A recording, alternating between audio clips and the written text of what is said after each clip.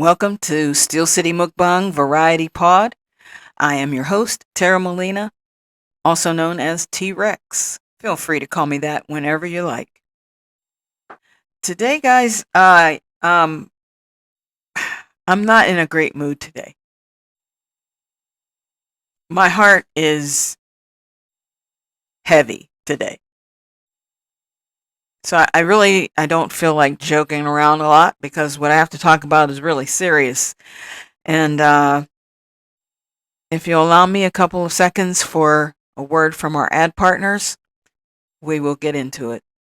I'm leaving you some links. One of them is for this water bottle that I absolutely love.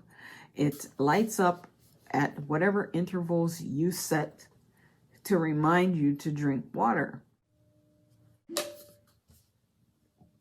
It comes with an app, and all you have to do is program the settings the way you like, and you'll be reminded when it's time to drink water. I'll also have the link for you for the Epic water filter pitcher, because fresh drinking water is the key to good health. And last but not least, I have teamed up with DH Gate. You know, the discount store online that has so many brand name products at low prices. DH Gate. I have them listed on my Shopify store. So all you need to do is get to my Shopify store and check the menu at the top and go right to the DH Gate online store and start your Christmas shopping. Thank you so much. I definitely appreciate you taking the time to listen to a word from our ad partners. It is an important part of building a podcast. Well, I just want to start out, first of all, just by reading you a brief part of a ruling that came down on November 20th. That was just 8 days ago. From U.S. District Judge Gia M. Cobb. 8 days ago, Judge Cobb ruled that Donald Trump's deployment of more than 2,000 National Guard troops in Washington, D.C. was likely unlawful and inflicted serious harm on the district's right to govern itself. The ruling concluded that the administration exceeded its statutory authority by using the Guard for non-military crime deterrence missions without a request from D.C.'s civil authorities, and that the president could not rely on Article 2 powers to override Congress's framework to control of the D.C. National Guard. The court's order blocked further deployment of National Guard troops under this theory, but the judge stayed the order until December 11th to allow the Trump administration time to appeal.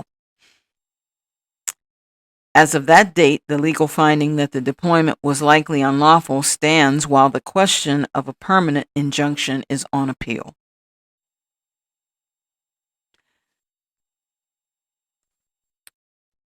So Donald Trump deployed the National Guard. And because of that, 20-year-old National Guardsman Sarah Beckstrom is dead. And her fellow Guardsman, 24-year-old Andrew Wolf, is clinging to life. Because had it not been for Donald Trump's deployment, the National Guard would not have been in D.C. They would have been at home with their families yesterday having Thanksgiving dinner. But instead, these two guardsmen, Sarah Beckstrom and Andrew Wolf, were shot on Wednesday, Thanksgiving Eve, not too far from the Capitol in Washington, D.C., by a lone gunman from Afghanistan. I won't mention his name because it's not worth mentioning his name. But he was acting alone. He ambushed these two guardsmen. And he was taken down by another guardsman. Sarah and Andrew were rushed to the hospital. Sarah held on until yesterday, and then she passed away. Andrew, at least at the time of this podcast filming, is still clinging to life. My prayers go out to these families because that's all I have to offer. Condolences, prayers, and blessings for their peace and comfort, and prayers that Andrew can survive his injuries and pull through this.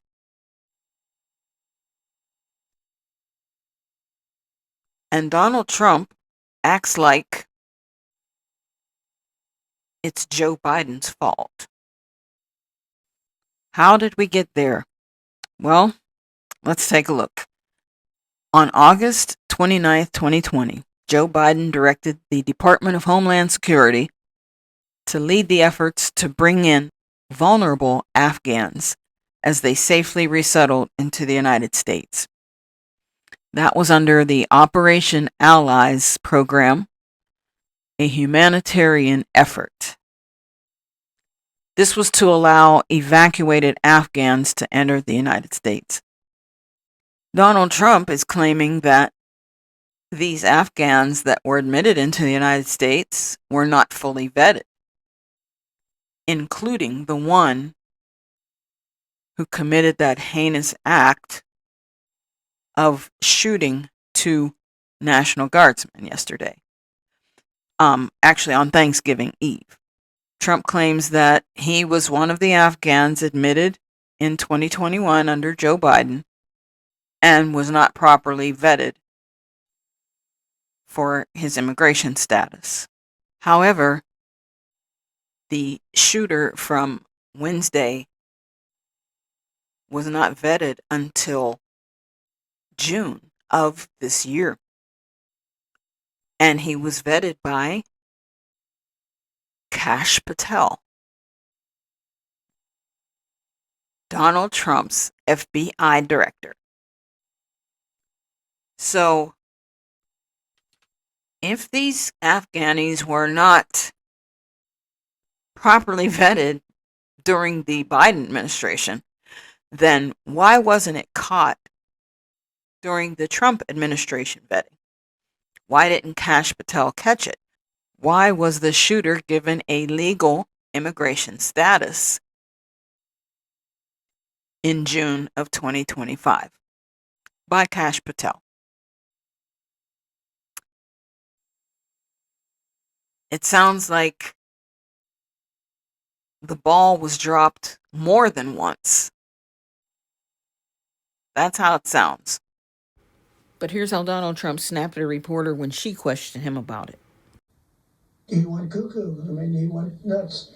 And that happens too. It happens too often with these people. Your DOJ IG just reported this year that there was thorough vetting by DHS and by the FBI of these Afghans who were brought into the U.S. So why do you blame the Biden administration? Because they let them in. Are you stupid? Are you a stupid person? Because they came into on a plane along with thousands of other people that shouldn't be here, and you're just asking questions because you're a stupid person. Disgusting. Absolutely disgusting.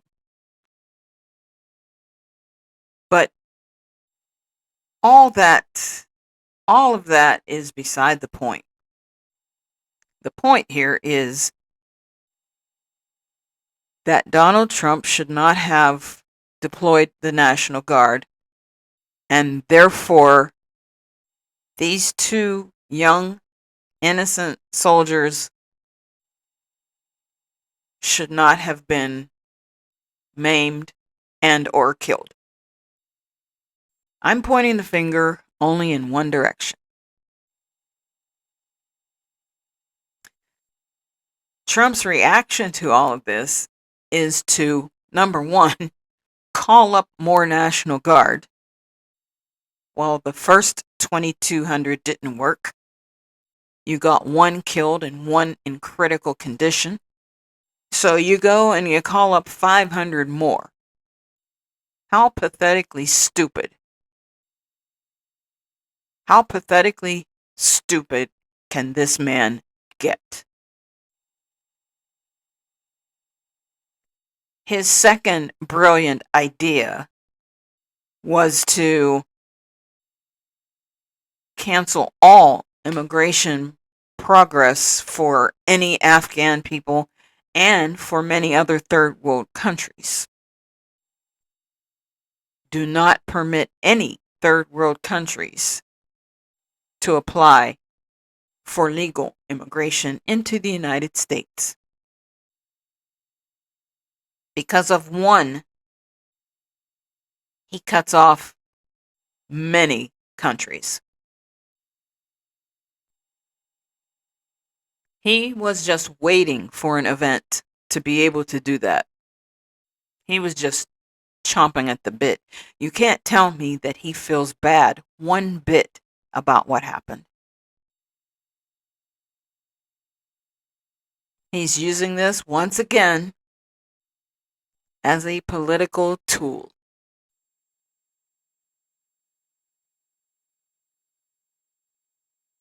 Meanwhile, I don't know these two soldiers at all. And my heart feels like I lost someone that I did know. Because it was so uncalled for. And not even in their line, their scope of duty. Because there was no critical event happening. There was no rioting. There was no threat of terror or anything. They didn't need to be there. Let's not talk about the vetting process that was cut when Elon Musk was allowed to go crazy and hack every government program and subsidy that he could get his hands on with Doge. The department that would have done the vetting for these immigrants, funding was slashed, workers were furloughed. This started way before Wednesday's shooting.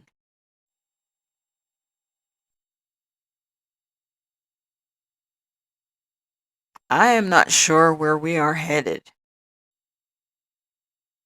I just know that stopping legal immigration processes for third world countries is not the answer. I'm not even president. I am not even that political. And I know that's not going to stop these types of things from happening. I'm sure when Donald Trump found out that it was not a white Christian male that shot these two guardsmen, he was probably like, whew, dodged a bullet, no pun intended. He probably was salivating that it was what he said, I'll quote, a foreigner. It was a foreigner that did it. He made sure we knew that first and foremost because it was one of the first things he said, and he said it loud. But just listen to him. Just listen to this.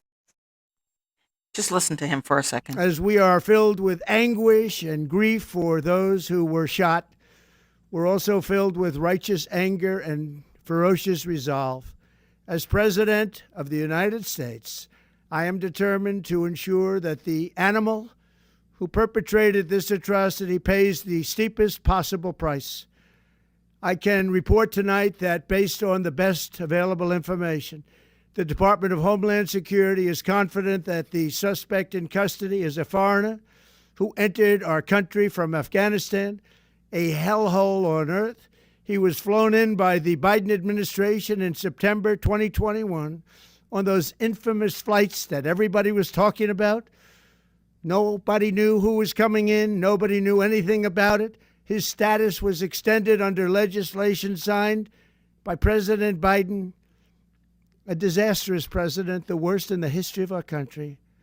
This attack underscores the single greatest national security threat facing our nation. The last administration. See what I mean? And, I do have the clip here also of him trying to show his form of empathy. Again, a disgusting display. I must unfortunately tell you that just seconds before I went on, right now, I heard that Sarah Beckstrom of West Virginia, one of the Guardsmen that we're talking about, highly respected, young, magnificent person, started service in June of 2023, outstanding in every way. She's just passed away. She's no longer with us. She's looking down at us right now. Her parents are with her. This just happened. She was savagely attacked. She's dead. She's now with us. Incredible person. Outstanding in every single way, in every department. She's dead. She's dead. Just horrible. You can't even get a second of empathy out of this fool.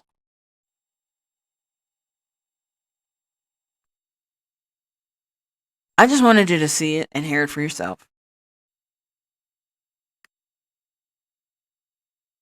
But I can't even explain how bad I feel for these families. I really can't. I would sue them. I would sue the Trump administration for as much as I could sue them for. I mean, for God's sake, he went against the Constitution and sent the National Guard against the will of government officials in D.C. And I mean local government officials, not federal. I would at least try to sue him. Pain, suffering, the loss of my family member, the injuries to my family member. Oh yeah, I would at least give it a shot. Well, guys, I just wanted to jump in here and let you know how I feel about this and get your opinions, see what you think about this. Do you feel that this could have been avoided if Donald Trump had just followed the Constitution?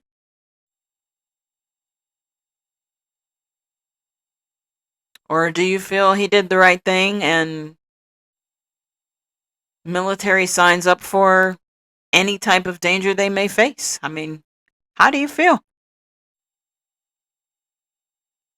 I don't think they signed up for this. I don't think they signed up to breach the Constitution. I don't. So I'm laying this one solely in Donald Trump's lap. I thank you guys for joining me again on Steel City Mukbang Variety Pod. I hope the next time that we get together, it can be on a lighter note. I hope that my spirits will be a little more upbeat. But I just didn't have it today. And rightfully so. My heart is with those families. Because I can't even imagine. I can't even imagine how they feel right now. I will be back again soon. I hope you'll join me. Don't forget to check me out on Apple Podcasts, Amazon Music, YouTube, and Spotify. I'll see you soon.